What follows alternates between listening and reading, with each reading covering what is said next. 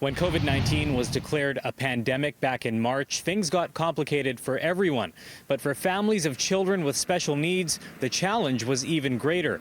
And 9 months later, a new report suggests those families still don't have the help they need. My paper of going to class country. Lazarus is trying his best to adjust to life in a pandemic. The 8-year-old is on the autism spectrum. COVID has meant no in-class learning, no in-person behavioral therapy. Even his at-home piano lessons have been put on hold. There are good and bad days because, the routine is not the same, right? Like there isn't that set routine.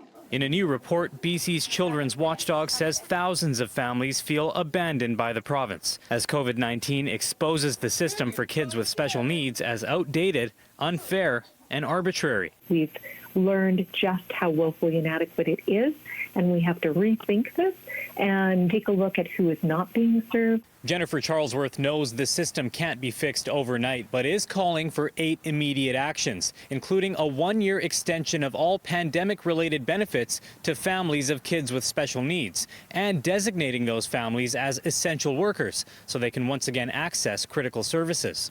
Families are breaking down and families are burdened and families are making huge sacrifices that they shouldn't have to. Children's advocates say the report is the latest example of ramped-up efforts to hold the provincial government accountable as a new NDP majority heads to the legislature. Families are not recognized as the experts in their own lives and are presented with rigid and complex systems that don't meet them where they're at.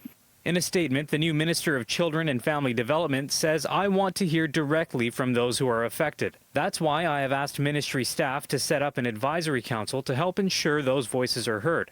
I have also asked staff to expedite the implementation of the Children and Youth with Special Needs Service Framework and work to improve the system for struggling families throughout the province." Kay Banyas says those words need to become action. Families are basically just at the mercy of it. If there's going to be better days ahead. Tomorrow! In Vancouver, Travis Prasad, City News.